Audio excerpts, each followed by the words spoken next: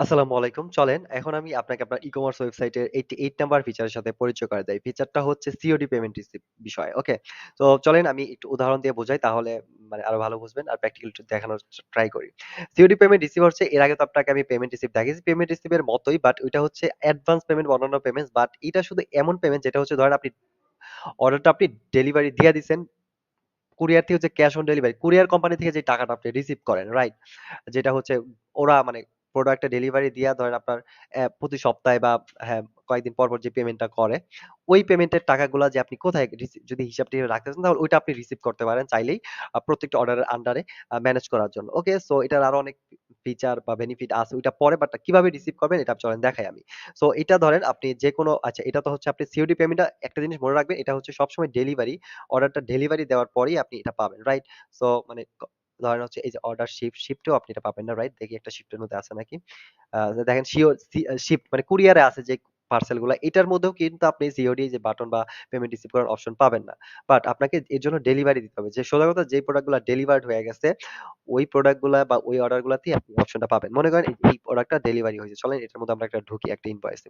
ঢোকার পরে আপনি দেখেন লেফট সাইড ন্যাবে দেখতে পাবেন যে payment receive sorry payment receive তো একটা আছে এটা আপনাকে আমি দেখাইছি এই যে দেখেন আরেকটা অপশন আছে সিওডি রিসিভ। ঠিক আছে? এইটা।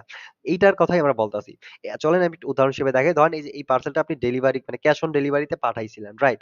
এটার মানে টাকা কত আছে ৳২৪৩০ মানে কন্ডিশন ছিল। তার মানে যখন টাকা রিসিভ করছেন তার মানে এই টাকা তো আপনি পাইছেন, রাইট? এখন যদি আপনি এইসব হিসাব-টিসাব রাখতে চান মানে ক্যাশ ম্যাশ এই জিনিসগুলার ডিউ-মিউ তাহলে আপনি হচ্ছে যেটা করতে পারেন আপনি এই সিওডি রিসিপ্টটা ইউজ করতে পারেন।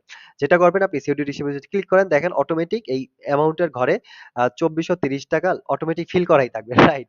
কারণ সিওরিতে আপনি এটাই পাবেন কনফার্ম। আপনি চাইলে এটাতে আবারও এডিট কইরা অন্য কিছু লিখতে পারেন, রাইট? No problem. বাট আর কাজের সুবিধাতে যেহেতু বারবার এটাই হয়, এটা অটো ফিল করা দেয়া হইছে।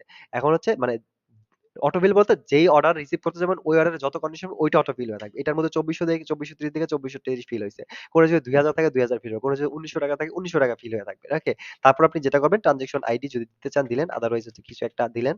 আ ট্রান্সেকশন আইডির মতো দিয়ে হচ্ছে নোট অপশনাল রাখতে চাইলে রাখতে পারেন।